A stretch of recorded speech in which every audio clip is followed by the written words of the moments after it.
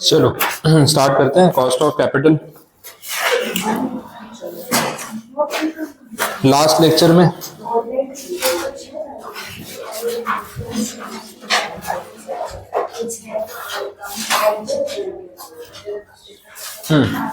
चलो ध्यान देना। हाँ शुरू कर रहे हैं। Financial management cost of capital पे बात हो रही थी, पेज 549। थियरी हमने देख ली थी, cost of debt, cost of equity, preference, ये सब में काफी सारी चीजों पे कंसेप्चुअली बात हो गई, फॉर्मूला वाइज बात हो गई, सम्स बाकी थे। तो अब जो सम्स हैं वहां से शुरू करते हैं, तो फॉर्मूला भी रिवाइज हो जाएंगे, आपके प्रैक्टिकल्स भी कंप्लीट हो जाएंगे। तो इलस्ट्रेशन नंबर 5 की बात की थी हमने, सॉल्व करना बाकी होगा शायद, पेज 549, इलस्ट्रेशन नंबर 5। अब यहाँ पे बोला है कंपनी ने प्रेफरेंस शेयर इशू किए 10,000 यूनिट्स, 8% डिविडेंड है, फेस वैल्यू 100 रुपये है, और खर्चा हुआ है फ्लोटेशन या floating cost, under ending commission है, ब्रोकरेज, ये सब एक्सपेंस आया, और भी एक्सपेंसेस है 5,000 रुपये एब्सोल्यूट नंबर, टैक्स रेट 50% है। अब बोला कॉस्ट ऑफ कैपिटल क्या होगी, आफ्टर टैक्स बिफोर टैक्स दोनों कैलकुलेट कर लो, वैसा है। रिडीमेबल इरिडीमेबल जो है उसमें कुछ क्लैरिफाई नहीं किया, तो इन्होंने तो दोनों ही कैलकुलेट करके बता दिया। तो इरिडीमेबल वाले में तो कुछ इतना प्रॉब्लम है नहीं, फॉर्मूला काफी सिंपल है, उसमें आफ्टर टैक्स वाला कैलकुलेशन आपको करना है। प्रेफरेंस वाले में नेट वही हो गया, तो प्रेफरेंस डिविडेंड आपने जितना दिया वो, और जो नेट प्रोसीड्स आए उसका आपको वाले रेशियो लेना है। तो इरिडीमेबल वाले में तो फॉर्मूला वाइज भी ऐसा कोई इशू है नहीं, फॉर्मूला आपके सामने ही है, ये कैलकुलेशन था सिंपल, एकदम इजी फॉर्मूला।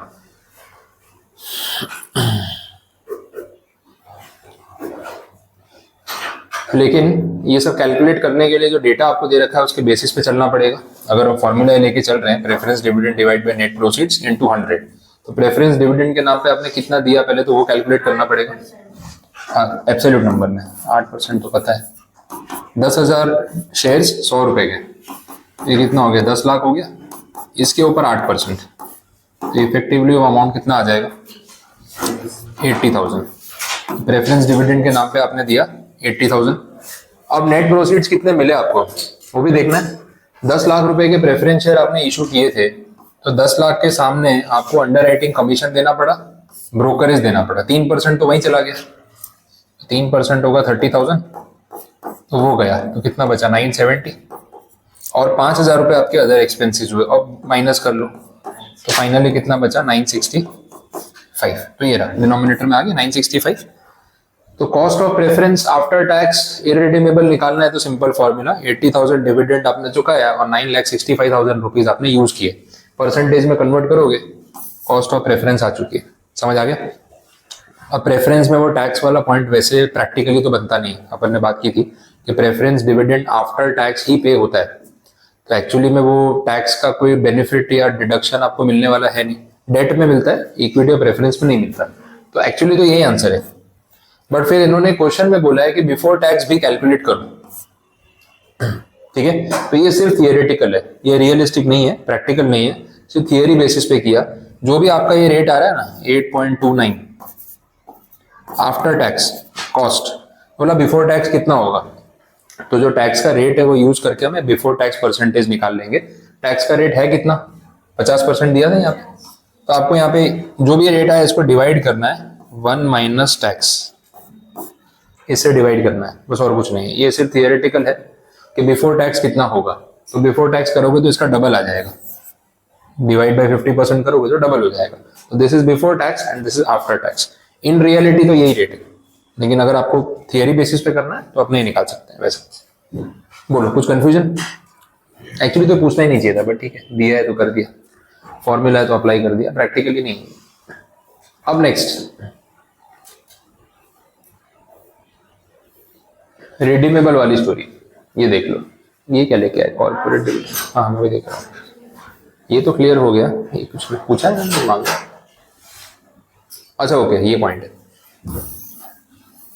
अलग क्वेश्चन है वो, अपना जो अभी सॉल्व कर रहे थे यहाँ पे कंप्लीट है, this is a different point. यहाँ तक क्लियर है तो आगे बढ़ो, क्लियर है तो आगे बढ़ता है। फिर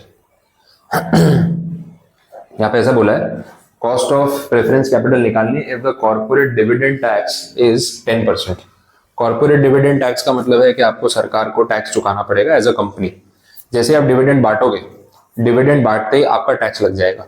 तो एज अ कंपनी आपके लिए एक्सपेंस है या इनकम है? जो टैक्स लग रहा है वो किस पे लग रहा है? कंपनी पे। तो कंपनी अगर 100 रुपए डिविडेंड बांटेगी तो कंपनी के ऊपर 10 रुपए डिविडेंड का टैक्स लग जाएगा।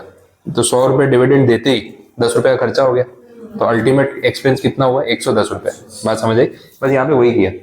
कैलकुलेशन अगेन यही है, सेम, कोई चेंज नहीं है। लेकिन जैसे आपने डिविडेंड दिया आपका टैक्स का खर्चा लग गया। बात समझ आई? अपन ने डिविडेंड कितना दिया था? 80,000 दिया था। तो 80,000 जैसे ही डिविडेंड दोगे ना, 10% टैक्स भी देना पड़ेगा। कितना होगा वो? 8,000। ठीक है, तो टोटल आपका आउटफ्लो कितना हो गया? 88,000। और आपको नेट प्रोसीड्स के लिए मिला कितना था? वही 9,65,000। अब आंसर आ जाएगा यहाँ से कितना परसेंट होगा? समझ आ रहा है? बस उतना करना है। तो देखो ये फैक्टर ऐड हो गया, ये 10% आपका खर्चा बढ़ गया। ये लॉजिक पे चल रहा है। तो जितना भी डिविडेंड दोगे उस पर 10% आपका आउटफ्लो बढ़ जाएगा, क्योंकि डिविडेंड देते ही सरकार आ जाएगी, लो 10% टैक्स लो, वो भी तो एक्स्ट्रा अपने पॉकेट से ही जाएगा। तो 80,000 डिविडेंड देते ही 10% टैक्स लग गया, 88,000 का आपका खर्चा हो गया। और सामने पैसे उठाए कितने थे? नेट 9,65,000। तो परसेंटेज में कितना आ गया? 9.12 जो कि आ रहा। बात समझ आई? हो क्या रहा है? बोलो, कुछ कंफ्यूजन? तो हमने देखा कॉस्ट ऑफ प्रेफरेंस निकालना था, जहां पे हम ये मान के चल रहे हैं कि प्रेफरेंस इरिडीमेबल है। प्रैक्टिकली प्रेफरेंस इरिडीमेबल नहीं होते। तो ये जितना भी एक्चुअली में अपन ने गिना ना, ये पूरा ये सिर्फ थियोरेटिकल है, बुक लेवल पे है, प्रैक्टिकल नहीं। क्योंकि प्रेफरेंस शेयर की लाइफ फिक्स होती है। प्रेफरेंस शेयर में बिफोर टैक्स वाला कुछ नहीं होता। तो ये दोनों पॉइंट्स, बिफोर टैक्स और ये जो बात हो रही है कि इरिडीमेबल है, ये प्रैक्टिकल नहीं है, सिर्फ बुक नॉलेज के लिए। अब चलते हैं रिडीमेबल पे। प्रेफरेंसेस एक्चुअली में तो रिडीमेबल ही होते हैं। तो अगर वो अजम्पशन लेंगे तो फॉर्मूला में क्या फर्क पड़ेगा? ध्यान में आ रहा है? ऐसा कुछ फॉर्मूला देखा था अपन? बस तो वो डेटा के हिसाब से सॉल्व करना है। लेकिन इसमें इन्होंने कुछ बोला है, नंबर ऑफ ईयर्स और वो सब कितना है, वो डेटा था नहीं, उसके बिना सॉल्व नहीं होगा। लेकिन अब वो डेटा ही नहीं है। प्रेफरेंस शेयर्स कितने साल के लिए इशू किए, कितना रिडेम्पशन पे आपको रिटर्न करना है, वो सब कुछ नहीं बोला है। कुछ अजम्पशन लेना है तो चलो ले लेते हैं ना, अपन सॉल्व कर लेते हैं। मैं एक क्वेश्चन में पॉइंट्स ऐड कर देता हूँ। आपका जो प्रेफरेंस शेयर है उसकी जो फेस वैल्यू है वो 100 रुपये दे रखी है। हम ऐसा मान लेते हैं कि इसकी जो लाइफ है ना वो है 10 साल, लाइफ 10 ईयर्स। और मैच्योरिटी पे आपको चुकाना है प्रीमियम, और प्रीमियम के साथ आपको देना है 120 रुपये। क्वेश्चन बना दिया। अब तो कैलकुलेट होगा, करो, देखो कैलकुलेट करके देखो। बाकी डेटा सेम है, ऊपर जो दे रखा है वही। प्रेफरेंस डिविडेंड की जब बात हो रही थी तो डिविडेंड का रेट वही रहेगा 8%। क्वांटिटी भी सेम 10,000। अब देख लो, करो कैलकुलेट करो, देख क्या आ रहा है। लॉजिक ध्यान में है ना? ये क्या था? नेट प्रोसीड्स के लिए जो खर्चे वर्चे ऊपर दे रखे वो भी सेम रहेंगे, देख लो।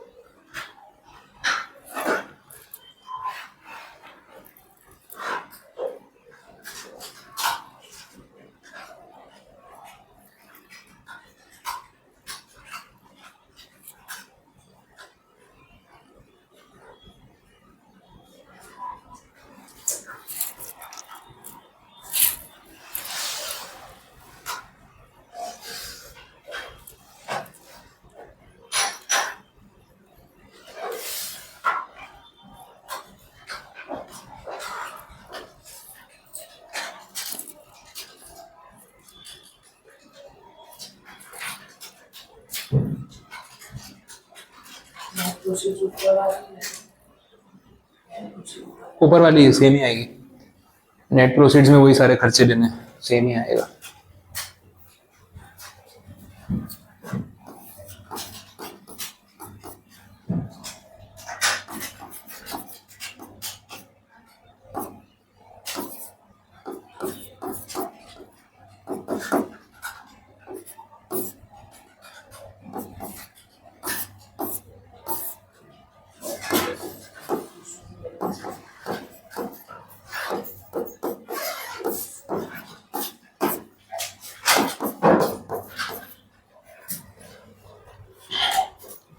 कितना आंसर आना है?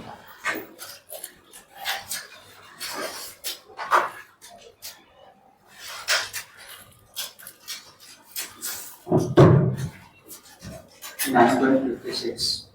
9.56। बाकी सबका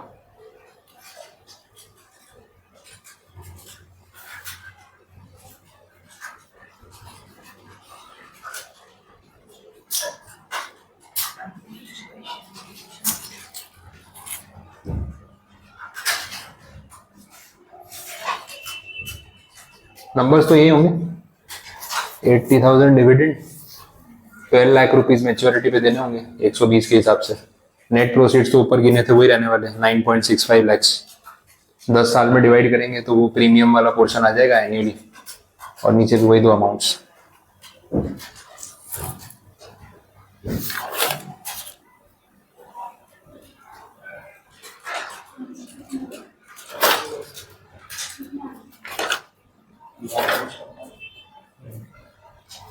नहीं 9.56.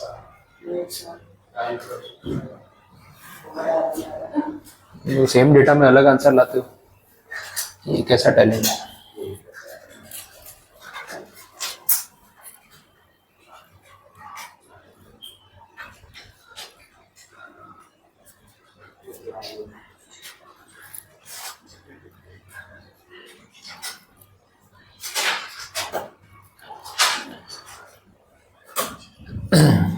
ये आ रहा होगा 23,500। मैं भी लिखता हूँ इनको। हाँ करना है। और नीचे डिनोमिनेटर में होगा 12 लाख प्लस 965 डिवाइड बाई 2।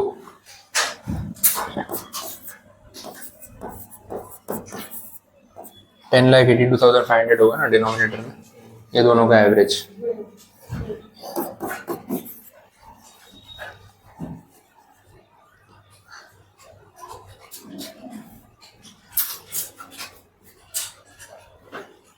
हाँ 9.56 ही आ रहा है। आप लोगों ने डिनोमिनेटर में कुछ गलत की ना, क्या किया उसमें?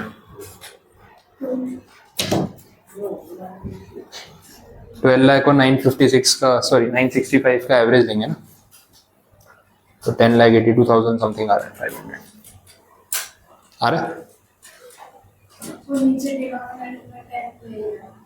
उसमें तो एवरेज करना है, 10 थोड़ी देना, पूरा आंसर ही बदल गया। चलो आप लोगों का हो गया, जिनका वो 6th वाला इलस्ट्रेशन स्टार्ट करो।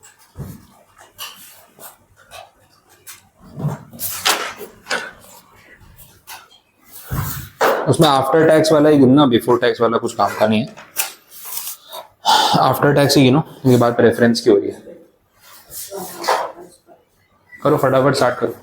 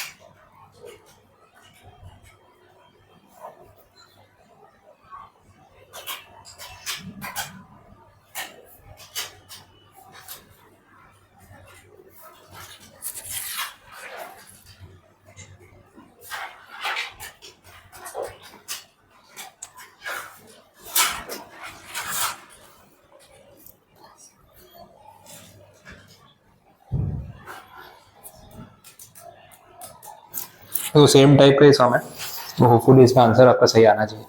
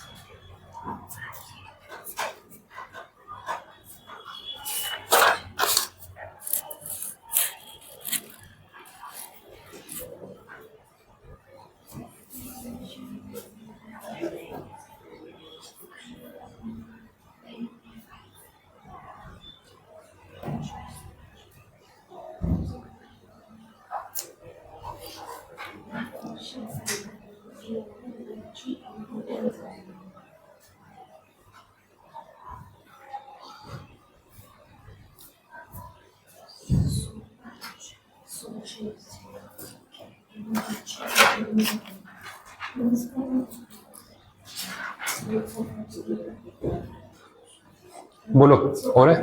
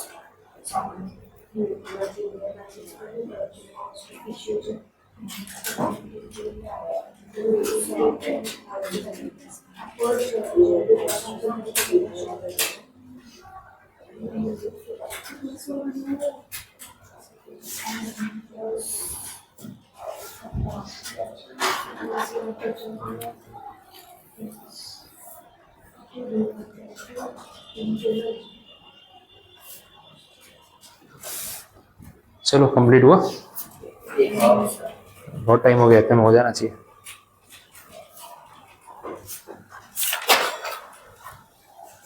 जिनका हो गया वो इलस्ट्रेशन 8 देखो, 7 तो मैंने ये करवा दिया था, 8 वाला देखो क्या बोला उसमें। डिविडेंड यील्ड मेथड, डिविडेंड कितना आ रहा है और मार्केट प्राइस कितना है उसके बेसिस पे कॉस्ट निकाल रहे हैं।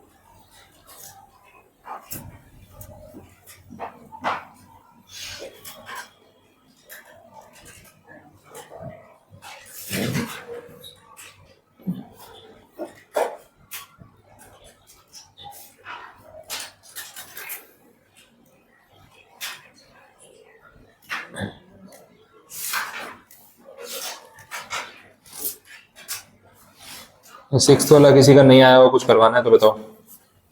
आ गया सबका? ठीक है, तो फिर 8 वाले पे चले। चलो 8 का डेटा देख लो क्या बोला है। 20,000 इक्विटी शेयर 100 रुपए के फुल्ली पेड अप, आज की मार्केट प्राइस 160, डिविडेंड दिया है 8 रुपए। Find out the cost of equity. तो अगर डिविडेंड यील्ड मेथड फॉलो कर रहे हो तो सिंपल हमें ये देखना है कि डिविडेंड कितना दिया, 8 रुपए। 8 रुपए कमाने के लिए आपने कितने रुपए का शेयर खरीदा, 160 रुपए। तो आपको यील्ड कितना मिला, 8 रुपीज मिला 160 पे। परसेंटेज में निकल जाएगा, कन्वर्ट हो जाएगा। तो जितना आपका यील्ड है उतना कंपनी का कॉस्ट है, सिंपल है।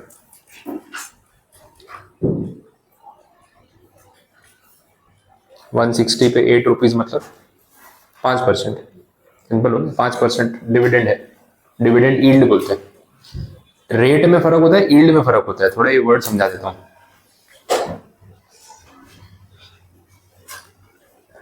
Yield word is different than rate. चलो देख लो।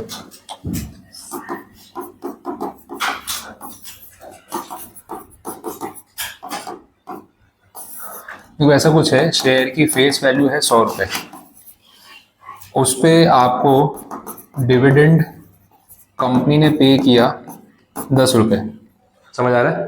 तो कौन से रेट पे डिविडेंड मिला? तो जो रेट है इट इज 10%। सिंपल, कंपनी ने बोला हमने 10% डिविडेंड दिया, तो फेस वैल्यू पे काउंट होता है। Rate is always calculated on face value. लेकिन ये तो फेस वैल्यू है ना, आपने शेयर खरीदा कितने में वो डिफर कर सकता है कि नहीं। आपने एक्चुअली में जो परचेज किया ना शेयर, यही वाला शेयर, इसकी जो परचेज प्राइस है आपके लिए इट इज 125 रुपीज। जिस दिन आपने खरीदा उस दिन 125 रुपए का था। डिविडेंड कितना मिला आपको? 10 रुपए ही तो मिला होगा, समझ आ रहा है? तो उन्होंने 10% के रेट पे डिविडेंड डिक्लेयर तो किया है, लेकिन आपको क्या 10% रिटर्न मिला? कम मिला, ज्यादा मिला? आप पता है क्या देखोगे एज एन इन्वेस्टर? आप देखोगे यार मैंने 125 रुपए लगाए और मुझे 10 रुपया मिला, तो मेरे लिए तो ये रिटर्न है ना। ये कितना होगा, गिनो, परसेंटेज में काउंट करो।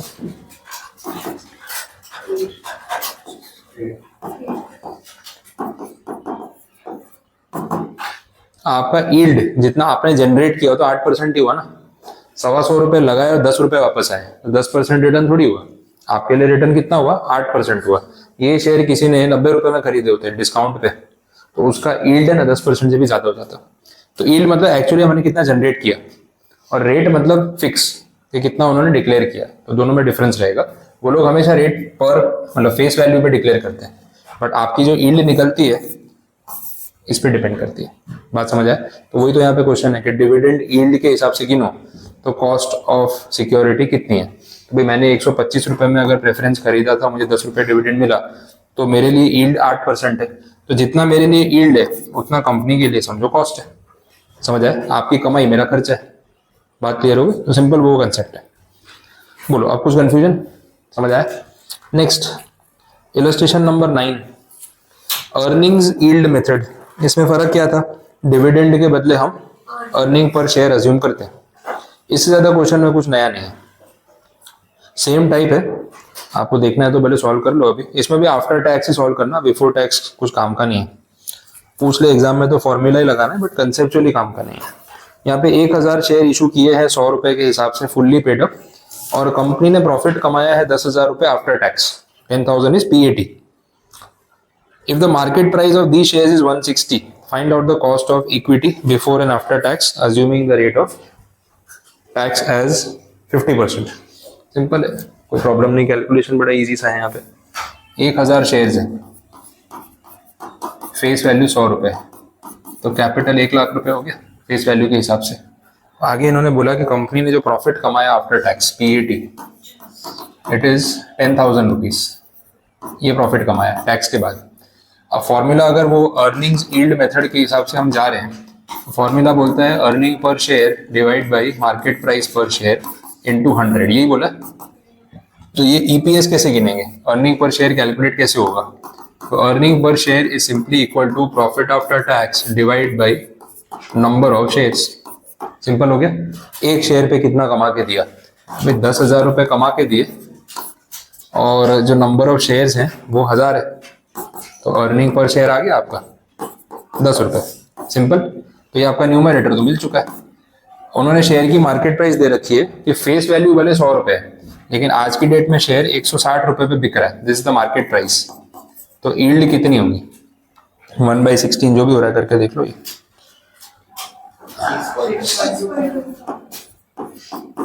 6.25, दिस इज अर्निंग यील्ड। तो यही तो कंपनी के लिए कॉस्ट हो गई ना, जो आपकी यील्ड है वो कंपनी की कॉस्ट है। सिंपल। आई बात समझ में?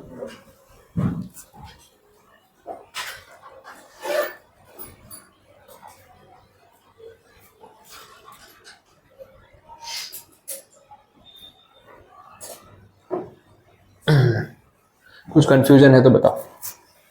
समझ आया? सिंपल क्वेश्चन थे तो 1-2 मार्क्स वाले क्वेश्चन है, इसमें कोई ज्यादा मेहनत नहीं है।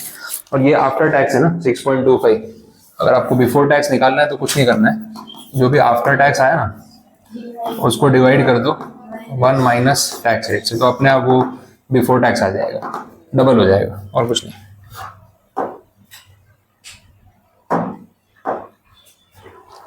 ठीक है, क्लियर? तो ये बिफोर टैक्स आफ्टर टैक्स दोनों हो गए।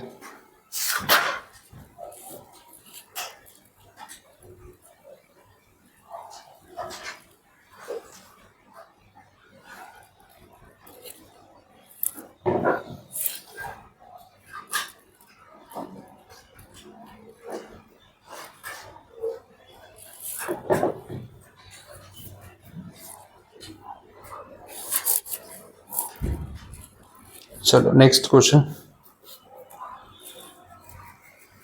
इलस्ट्रेशन नंबर 10 है।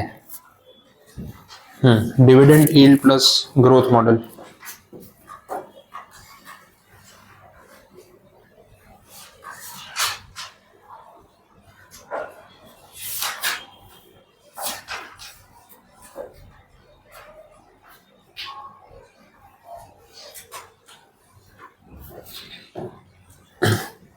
डेटा पढ़ते हैं। The average rate of dividend paid by SK limited for the last 5 years is 21%।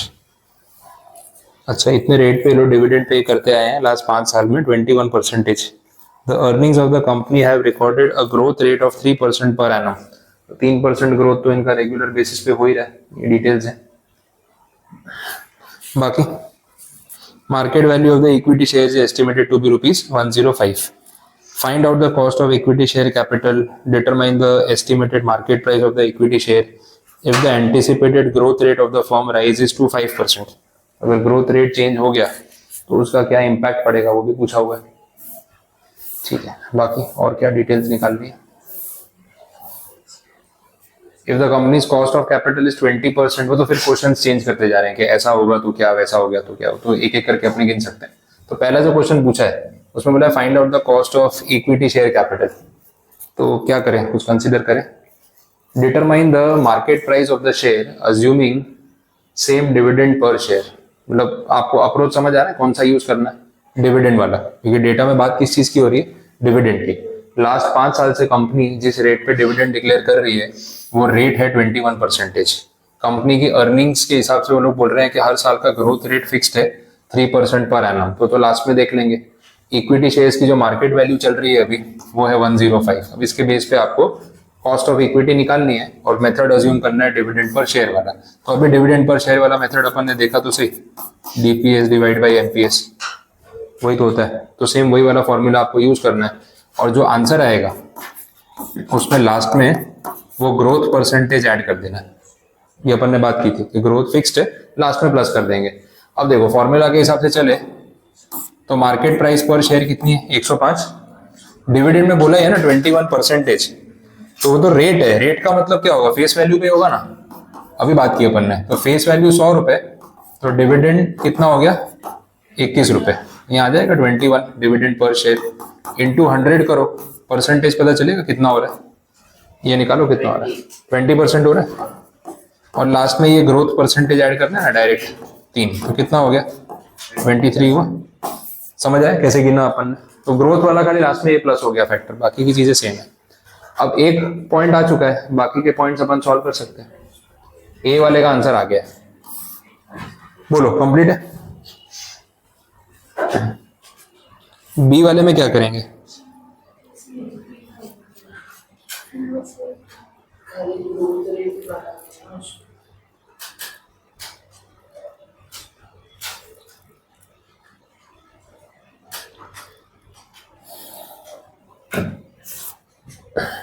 Second वाला determine the estimated market price of the equity share if the anticipated growth rate of the firm rises to 5%। कैसे solve करें, कुछ पता चल रहा है।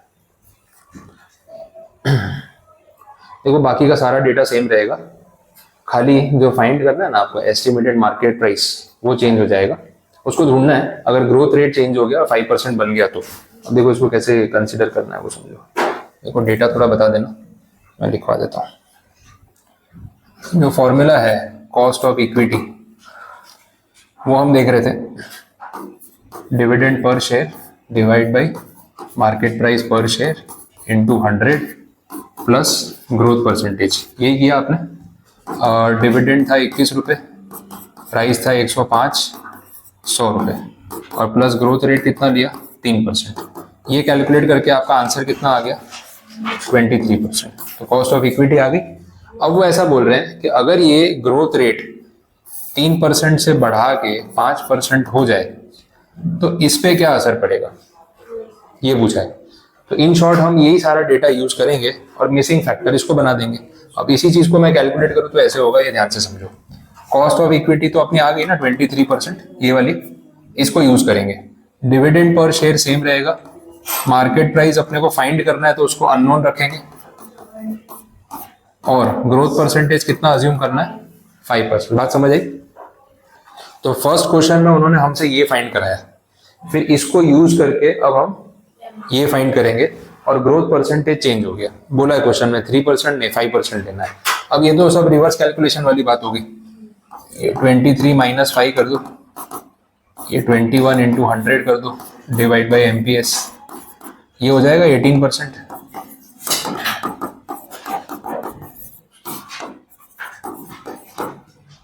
ठीक है, बाकी कैलकुलेशन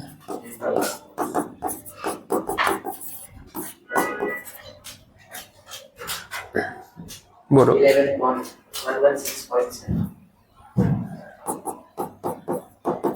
आ रहा है ये सही, मिल गया आपको मार्केट प्राइस। समझ आए कैसे काम हुआ। बस तो ये सेकंड क्वेश्चन का आपका आंसर।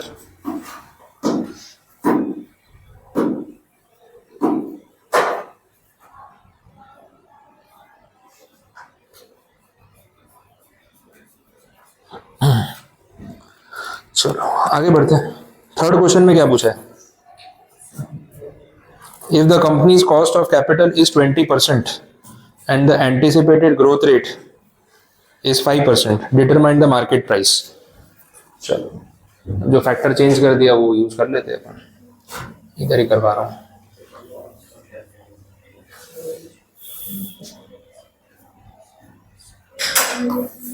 क्या अज्यूम करने को बोला है? कॉस्ट ऑफ कैपिटल 20%, डिविडेंड तो सेम रहेगा, मार्केट प्राइस पता नहीं है, ग्रोथ रेट कितना बोला है?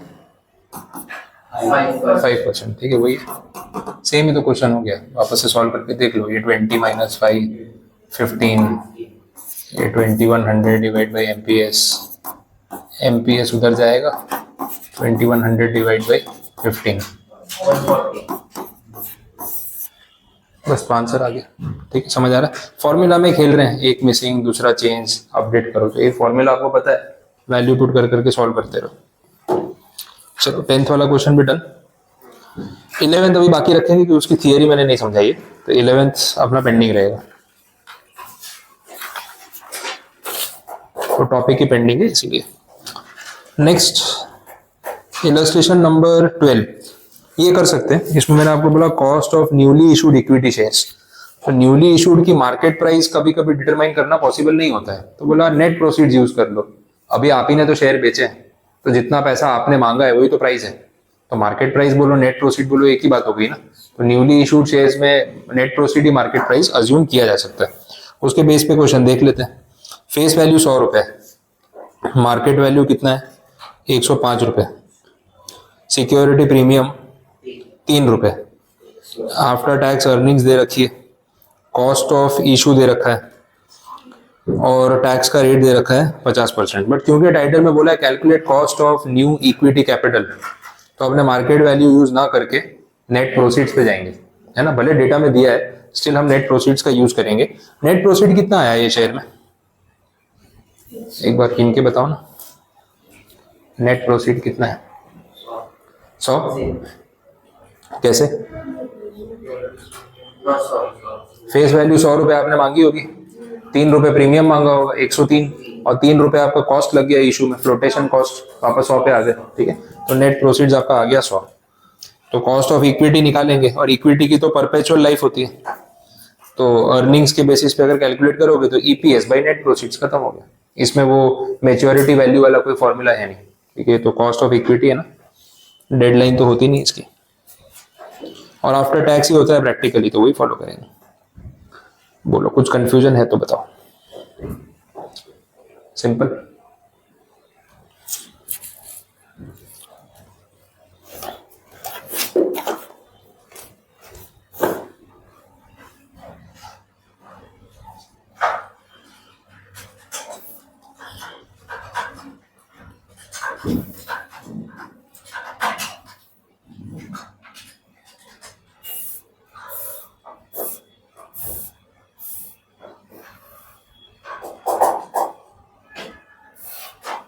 आगे बढ़ रहे हैं। नेक्स्ट टॉपिक देखना, थोड़ा है इसमें डिटेलिंग है, तो ध्यान देना क्या हो रहा है।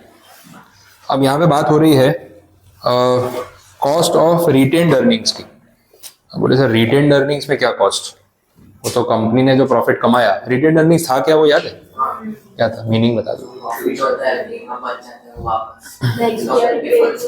तो कंपनी के पास जो प्रॉफिट बचता है उसमें से एक हिस्सा डिविडेंड के फॉर्म में आप सबको बांट दिया, पर सारा थोड़ी बांटते हैं, कुछ अपने पास भी तो रखते हैं। तो जो अपने पास रखा उसको क्या बोलेंगे? That is retained earnings. अब उसके कॉस्ट ऑफ कैपिटल की बात हो रही है। रिटेन्ड अर्निंग्स का भी कुछ कॉस्ट ऑफ कैपिटल होता है क्या? ये उन पैसों पे आपको इन्वेस्टर को कुछ रिटर्न तो देना नहीं है, बट बात वैसी नहीं है। कॉस्ट ऑफ रिटेन्ड अर्निंग्स भी होगा। रिटेन्ड अर्निंग्स में आपका क्या कॉस्ट लग रहा है क्या नहीं वो समझो। अल्टीमेटली बात ये है कि अगर आपने वो पैसा भी इन्वेस्टर को डिविडेंड के नाम पे बांट दिया होता, तो इन्वेस्टर उस पैसों से खुद भी तो कुछ रिटर्न कमा सकता था। वो रिटर्न उसने नहीं कमाया बिकॉज आपने उसको पूरा पैसा दिया नहीं। तो आपने अगर मान लो एक शेयर पे 10 रुपए कमाए और आपने 2 रुपए डिविडेंड दिया, तो 8 रुपए आपने अपनी जेब में रख लिए कि अगले साल काम आएंगे। तो ये 8 रुपए का कोई कॉस्ट नहीं है क्या? डेफिनेटली है, बिकॉज ये 8 रुपए अगर आप इन्वेस्टर को दे देते तो वो भी तो कहीं इन्वेस्ट करके कुछ रिटर्न कमा ही सकता था ना। तो अपॉर्चुनिटी कॉस्ट तो आने वाली है। अब कॉस्ट ऑफ रिटेन्ड अर्निंग्स को कैलकुलेट कैसे करना है उसका फॉर्मूला यहाँ पे दे रखा है। अब फॉर्मूला देख के थोड़ा सा ऐसे कॉम्प्लिकेटेड सा लगता है कि यार क्या क्या लिख दिया, इतने सारे टर्म्स दे रखे हैं, बट एक एक को अपने एग्जीक्यूट करते जाएंगे तो समझ में आएगा कि हो क्या रहा है। इन्होंने सबसे पहले बोला कि भाई अगर आपको रिटेन्ड अर्निंग्स की कॉस्ट निकालनी है तो आप कैलकुलेशन स्टार्ट करोगे डिविडेंड पर शेयर से, कि अगर डिविडेंड पर शेयर हम देते तो क्या होता। बोले सर रिटेन्ड अर्निंग में डिविडेंड कहाँ से आया, वो तो दिया ही नहीं, बट दिया होता तो क्या होता। कॉस्ट निकालने के लिए कुछ अजम्पशंस दे रहे हैं। डिविडेंड पर शेयर के साथ इन्होंने क्या लिखा है, 1 माइनस करके टी आई लिखा है। टी आई एग्जैक्टली है क्या वो देखना। Marginal tax rate applicable to individual shareholder. मैं आपको लॉजिक समझा रहा हूँ उसका। अगर ये पैसा हमने अपने पास रखने के बदले इन्वेस्टर को दे दिया होता तो उसको पैसा डिविडेंड के नाम से ही मिलता, इसलिए डिविडेंड पर शेयर दे रहे हैं। लेकिन अब इसमें 1 माइनस टैक्स क्यों कर रहे हैं, क्योंकि जैसे ही इन्वेस्टर के हाथ में डिविडेंड जाता तो पूरे पैसे थोड़े एंजॉय कर पाता, उस पर लग जाता डिविडेंड टैक्स। तो जो उसके हाथ में पैसा बचता वो तो डिविडेंड के बाद ही बचता। बात समझ आ रही। तो ये ना कंपनी और इन्वेस्टर के बीच में बार्गेनिंग चल रही है।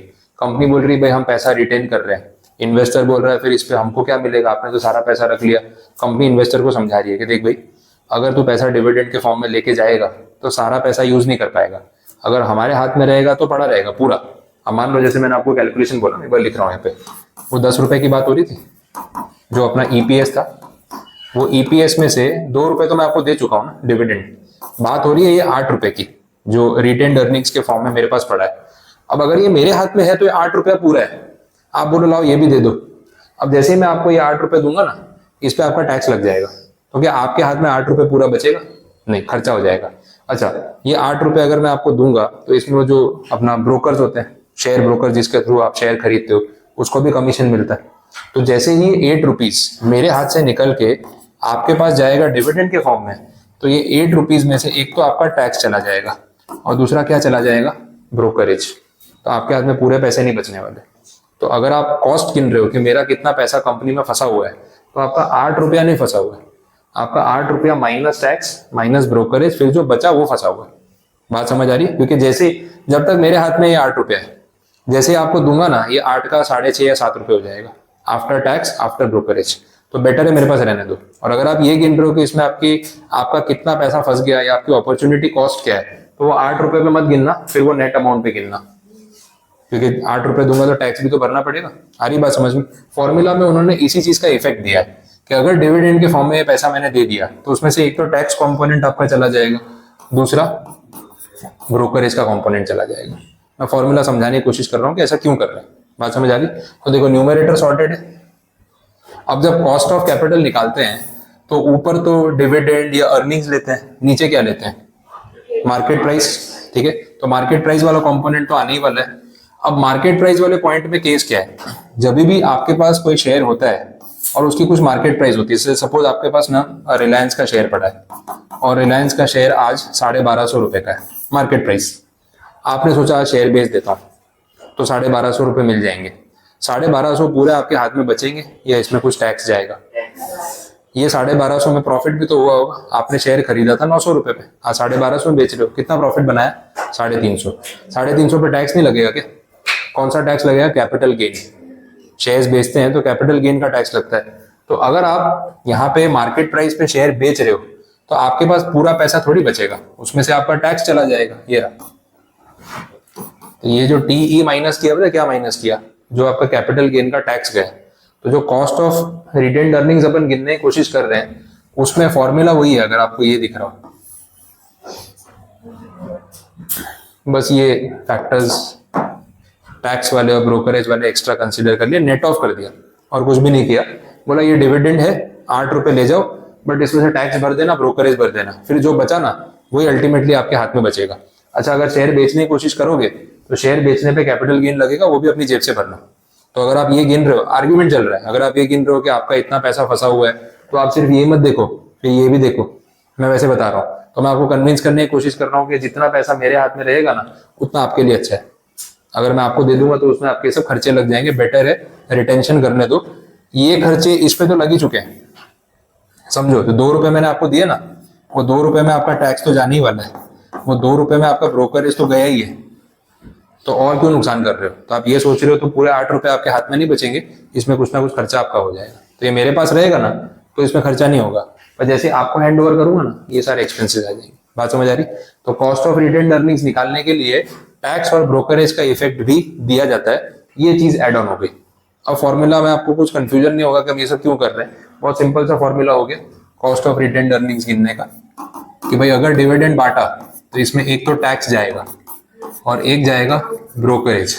अच्छा, वो शेयर की जो मार्केट प्राइस है वो भी इन्वेस्टर को पूरी थोड़ी बचेगी, उसमें तो उसका टैक्स जाने वाला है जो कैपिटल गेन वाला टैक्स है, उसके बाद ही जो बचेगा वही उसका नेट वैल्यू माना जाएगा। तो इससे आप कैलकुलेट करोगे तो आपको कॉस्ट ऑफ रिटेन्ड अर्निंग्स आराम से मिल जाएगी। फॉर्मूला क्लियर, समझ आया? अब इलस्ट्रेशन देख लो इसके नीचे तो इमीडिएटली एप्लीकेशन भी पता चल जाएगा। Illustration number 13, dividend per share 10 रुपए, personal income tax rate 30%, personal capital gain का tax rate 20%, corporate tax rate 50%, market price per share 100 रुपए, ब्रोकरेज 2%। अरे कुछ बचा भी सही कि नहीं? 30, 20, 50, 100 पूरा कर दिया। देखो ऐसा है नहीं, वो आपको अलग अलग रेट दे रखे हैं, आपको डिसाइड करना है कौन सा रेट कब यूज करना है। टैक्स रेट 3 दे दिए ना, एक तो पर्सनल इनकम टैक्स रेट मतलब इंडिविजुअल के लिए, आपके लिए, एक है कैपिटल गेन का टैक्स रेट, वो कब लगता है? शेयर बेचने पे, और कॉर्पोरेट टैक्स तो कंपनी पे लगता है। तो अगर यहाँ कंपनी टैक्स पे करने वाली है तो 50%, और अगर आप पे करने वाले हो तो 30%। तो आपको रेट सिलेक्ट करके यूज करना है। अब यहाँ हम ये सब जो गिन रहे थे, ये टैक्स कौन पे करेगा?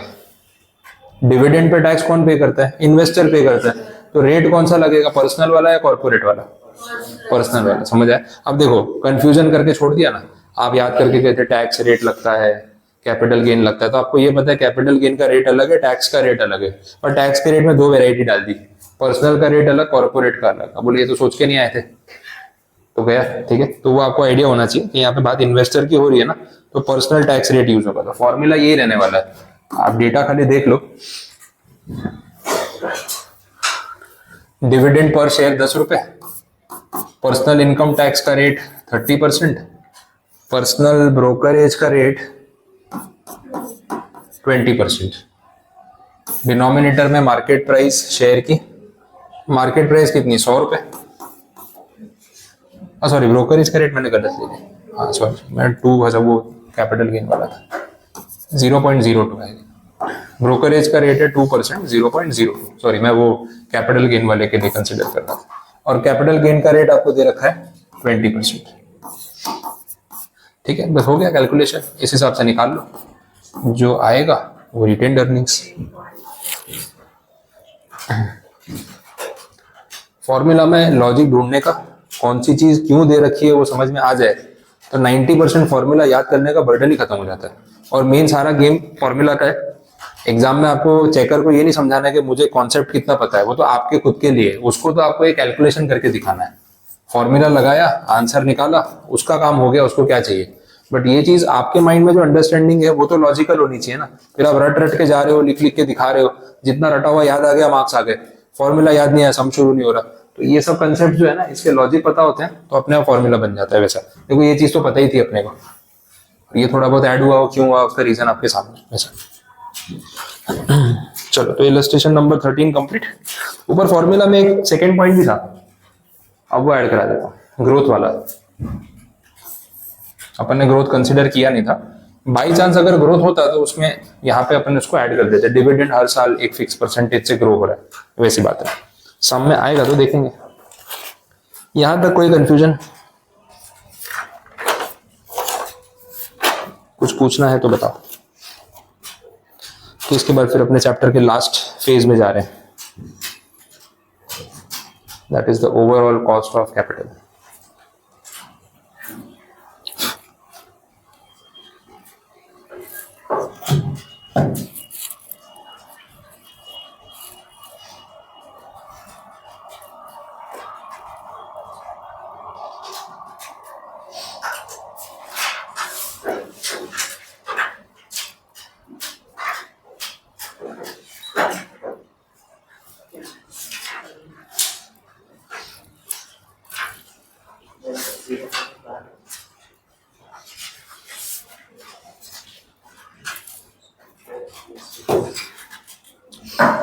बोलो, कुछ कंफ्यूजन यहां तक समझ आया?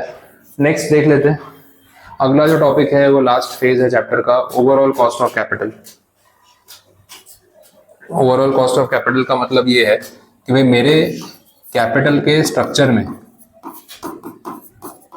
ये भी अपना एक चैप्टर है कैपिटल स्ट्रक्चर, इसमें डेट है, इसमें इक्विटी है, इसमें प्रेफरेंस है।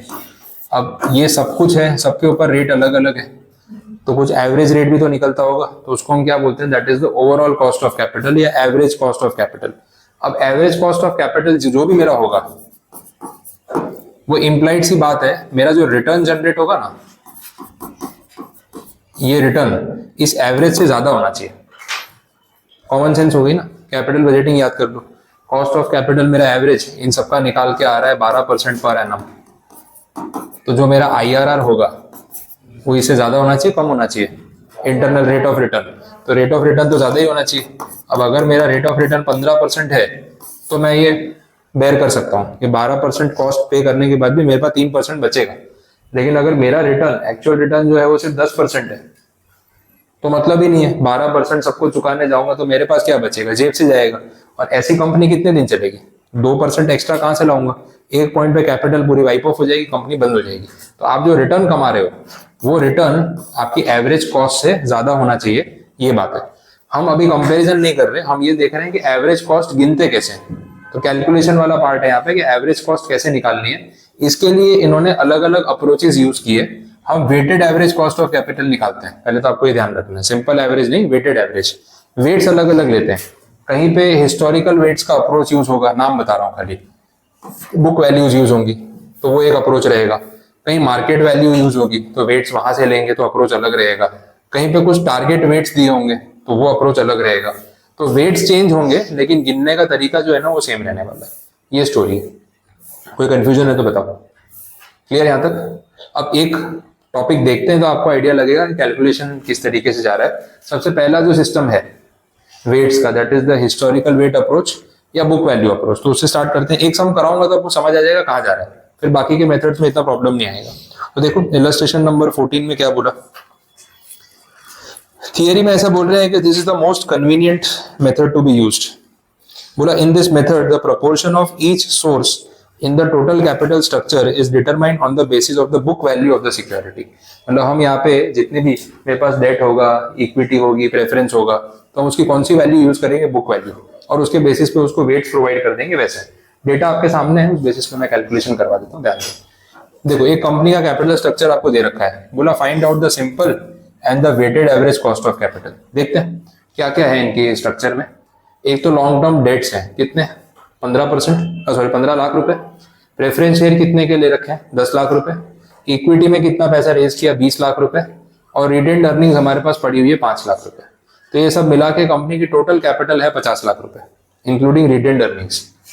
कॉस्ट गिन के दे रखी है, जो डेट आपने रेज किया हुआ है ना उसका आपका केडी कॉस्ट कितना है, 4%। आफ्टर टैक्स लिखा हुआ है तो कुछ गिनना नहीं है।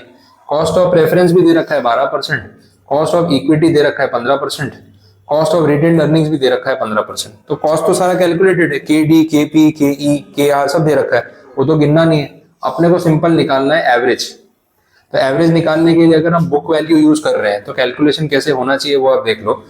सिंपल रहेगा, long term debts, preference, equity, retained earnings, सबके अमाउंट्स आपको दे रखे हैं ना बुक वैल्यू पे। कितने अमाउंट है इसका, 15, 10, 20 और 5, टोटल 50। यही हो रहा है, ये सब बुक वैल्यूज है ना, इतना डेट लिया, इतनी इक्विटी फेस वैल्यू पे, इतने प्रेफरेंस फेस वैल्यू पे। तो अब टोटल जो कैपिटल है उसमें इनका प्रोपोर्शन निकाल सकते हो आप, दैट इज द वेट। कि भाई 50 लाख में से 15 लाख कितना होता है, 30% होगा। 50 लाख में से 15 लाख मतलब कितना प्रोपोर्शन हुआ, प्रोपोर्शन निकालना है। Proportion will be 15 lakh divide by 50 lakh into 100, 30% होगा। तो ये इसका ये प्रोपोर्शन है। और अगर वेट के फॉर्म में लिखूं तो मैं ऐसे लिखूंगा 0.3, वेटेड एवरेज निकालना है। अच्छा 10 लाख का प्रोपोर्शन 50 लाख में से कितना, 20%, तो वेट कितना हो गया 0.2।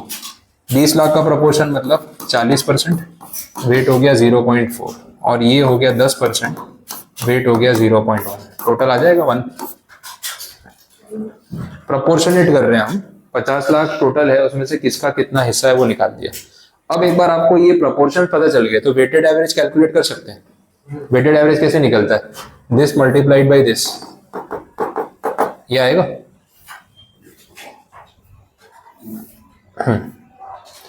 निकालो, 15 लाख इंटू 3 4.5 लैक्स, 2 लैक्स, ये हो जाएगा 8 लैक्स, और ये होगा 50,000, 0.5 लाख, ये हो रहा है टोटल। प्लस कर दो 4.5 5 5 और 10 15 हो रहा है 10।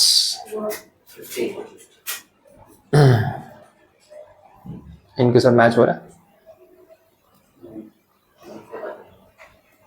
अच्छा वो बाकी अपना कैलकुलेशन इसमें ठीक है।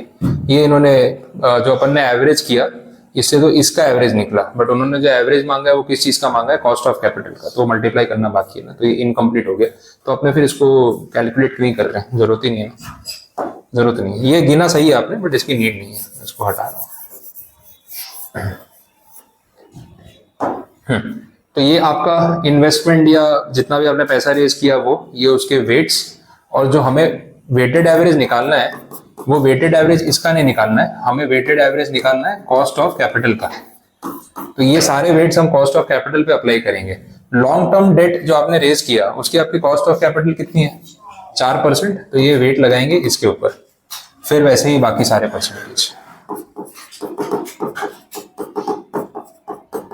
अब ये मल्टीप्लाई करके देखो तो आपको जो मिलेगा यहाँ पे that will be weighted average cost of capital. Weighted average capital पूछी होती तो जो अपन गिन रहे थे वो सही था, लेकिन हमें कॉस्ट का वेटेड एवरेज निकालना है इसलिए वो करना बाकी था। ये मल्टीप्लाई करो आप, 4 इंटू 0.3 1.2, फिर ये 2.4, ये 6 और ये 1.5, टोटल करो 3.6 9.6 10.1 11.1, ये आ रहा है 11.1, समझ आया। This is weighted average cost of capital, ये वैसा हो गया। सिंपल एवरेज करते तो क्या फर्क पड़ता है और वेटेड एवरेज में क्या फर्क पड़ता है वो बता देता हूँ, थोड़ा अच्छे से उसको लिख भी देता हूँ, समझ लो। मेरे पास ना एक डेट है, एक प्रेफरेंस है, एक इक्विटी है, एक रिटेन्ड अर्निंग्स है, ये चीजें चारों का कॉस्ट आपको दे रखा है जो भी आपने बताया। 4% केडी है, ये 12% है, ये 15% है, ये भी 15% है, ये सब कॉस्ट है आपके। अगर आपको बोला कि simple average cost of capital निकालो तो कुछ नहीं करना है, इन सबको प्लस करो, डिवाइड बाई 4 करो, आंसर आ गया सिंपल एवरेज। तो इन दोनों को सबको प्लस करेंगे तो कितना होगा, 15 15 30 42 46, 46% डिवाइड बाई 4 कितना बनेगा, 5, ये आ रहा है। This is simple average cost of capital. बात समझ आई। सिंपल एवरेज का मतलब ये होता है कि हमने सबको बराबर इंपॉर्टेंस दी है। आपने सबको डिवाइड बाई 4 किया ना, मतलब आइडियली क्या हुआ यहाँ पे, सबका वेट आया 1/4, सबका वेट आया 1/4 मतलब 0.25। अब आप इसको ऐसे गिनोगे तो भी आंसर सेम आएगा, मैथ्स है। अगर आपने इन सबको मल्टीप्लाई किया और फिर प्लस कर दिया तो भी आपका आंसर यही आने वाला है। देख लो, कैलकुलेट करके देखोगे तो भी सेम आएगा। ये चारों निकालो और प्लस करो, आंसर सेम आएगा, सिंपल एवरेज। ठीक है, सिंपल एवरेज का मतलब ही वही है कि इसमें से कोई सुपीरियर कोई इंफीरियर नहीं है, सबका वेट सेम है, हर एक को 1/4 वेट दे दिया।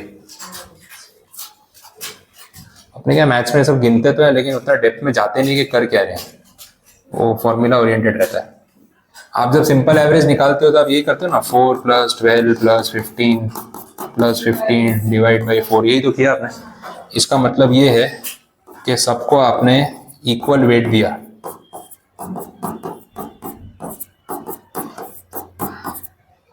समझ आया।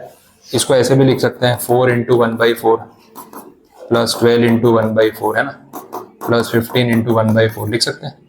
अपने सोचते नहीं होता लेकिन ऐसा होता है। अब ये 4 × 1/4 क्या है,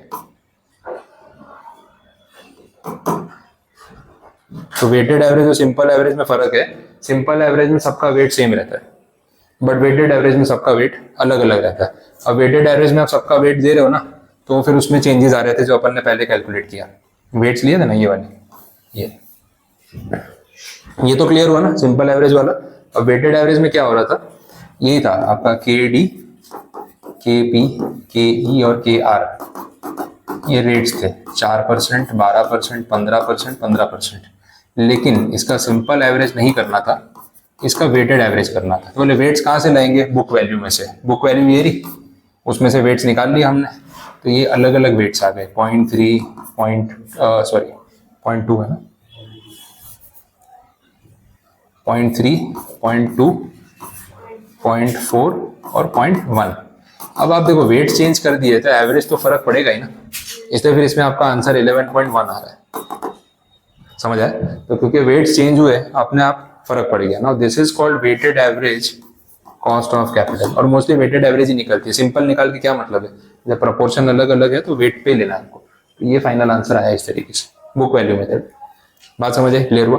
अब ऐसे बाकी मेथड्स भी है, लेकिन वो कल कंटिन्यू करेंगे।